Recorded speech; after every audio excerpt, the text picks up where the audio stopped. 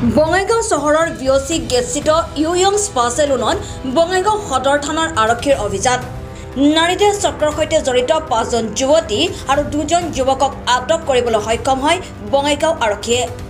দীৰ্ঘদিনৰ পৰাই চহৰৰ বিভিন্ন প্ৰান্তত গঢ় লৈ উঠিছে এইসমূহ স্পা আৰু চেলুন। পিছে বঙাইগাঁও আৰক্ষীয়ে আজি এই স্পাখনত অভিযান চলাই বুজন পৰিমাণৰ নিৰুদ আৰু এই যুৱক যুৱতী কেইজনক আটক কৰে। হয় চাওক, বঙাইগাঁও টাউনত এই মাজমজিয়া বঙাইগাঁও টাউনত এই যেটো পাৰ্লাৰ ইমান ৰাতি এইটো পাৰ্লাৰত বঙাইগাঁও প্ৰশাসনে আমি যেটো জানো ৰেড মাৰিছে। চাওক, বঙাইগাঁৱত এইটো পাৰ্লাৰত কিয় ৰেড মাৰিলে? নিশ্চয় কিবা ইয়াতে বেয়া কাম হয়, কাৰণ আমাৰ তাত অভিযোগ মাজে মাজে আহি থাকে। আমি সমাজত চলোঁ, সমাজৰ লগত থাকোঁ, মাজে মাজে আমাৰ তাত কমপ্লেইনবোৰ আহি থাকে যে পাৰ্লাৰবোৰত যিটো ইউনিচেক্স বিউটি পাৰ্লাৰবোৰ আছে বঙাইগাঁও টাউনত, এই পাৰ্লাৰবোৰত মানে বেয়া কাম হয় বুলি চলি থকা আমি খবৰ পাওঁ, কিন্তু আমি একো একশ্যন চাওক প্ৰশাসনে কি কৰি আছে? প্ৰশাসনে আমাৰ বঙাইগাঁও প্ৰশাসনে চাব লাগে এই পাৰ্লাৰবোৰত একচুৱেলি হয় কি। আজি আপোনালোকে নিজে গম পালে, আজি আপোনালোকে ইয়াতে উপস্থিত আছে, ইমান ৰাতি হৈ গ'ল, আপোনালোকে গম পালে পুলিচে ৫টা ছোৱালী আৰু 2টা ল'ৰাক লৈ গ'ল। ইহঁতক কিয় লৈ গ'ল?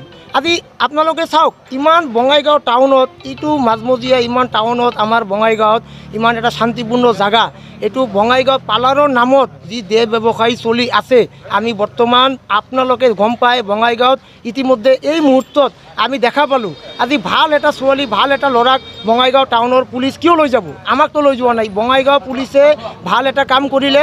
চাওক, বঙাইগাঁৱত আমি সমাজৰ লগত চলোঁ, সমাজত থাকোঁ, এইটো এটা সমাজত বেয়া মেছেজ গৈ আছে। আজি ইমান ৰাতি হৈ গ'ল, আমাৰ এইফালৰ পৰা সন্ধিয়া হ'লে 7টা-8টা বাজিলে ছোৱালীবিলাক ল'ৰাবিলাক টিউশ্যন পঢ়িবলৈ যায়, এইটো ৰাস্তা দি যায়।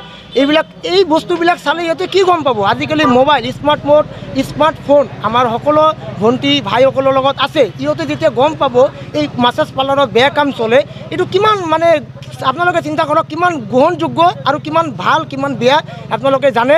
অতি শীঘ্ৰে আমি প্ৰশাসনক অনুৰোধ জনাম, আপোনালোকে এই পাৰ্লাৰবোৰ মাছাজ পাৰ্লাৰৰ নামত যি চলি আছে, আপোনালোকে নিশ্চয় কিবা এটা ব্যৱস্থা লওক। আমাৰ সমাজৰ কাৰণে এইটো বেয়া কাম হৈ আছে। আমি ভাবোঁ এইটো হ'ব নালাগে। প্ৰশাসনে ইতিমধ্যে লৈ গ'ল, এইটো উচিত শাস্তি হ'ব লাগে, তদন্ত হ'ব লাগে।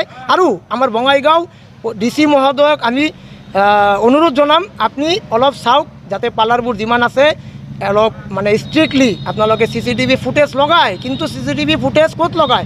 চিৰিতে লগায়, ভিতৰত কি চলি আছে এইটোতো গম নাপায়। সেইকাৰণে কিবা এটা গাইডলাইন আনিব লাগে চৰকাৰে, যাতে ভালকৈ যাতে তদন্ত হ'ব লাগে, এই গাইডলাইন অনুসৰি বস্তুটো চলিব লাগে। চাওক, পাৰ্লাৰত কাম কৰি কিছুমানে পেট চলাই আছে, আমি মানুহ, কিন্তু কিছুমানৰ কাৰণে আজি চাওক, আপুনি নিজৰ জল পথ এই মাত্ৰ ইয়াৰ পৰা পুলিচে 5জন ছোৱালীক লৈ গ'ল, ল'ৰা 2টাক লৈ গ'ল। ইহঁতো নিশ্চয় বেয়া কাম কৰিছে, নহ'লে কিয় লৈ গ'ল? আপোনালোকে ইতিমধ্যে গম পায়, ওচৰত আপোনাৰ পৰা লৈ গ'ল। এইটো হ'ব নালাগে। DC মহোদয়ক অনুৰোধ জনাম যাতে আপোনালোকে বঙাইগাঁও টাউনত যিমান পাৰ্লাৰ আছে সকলো পাৰ্লাৰ আপোনালোকে ষ্ট্ৰিক্টলি কিবা এটা হেৰি কৰক, যাতে আমাৰ বঙাইগাঁওখন সুস্থ সমাজ, ভাল এটা সমাজৰ লগত আমি থাকোঁ।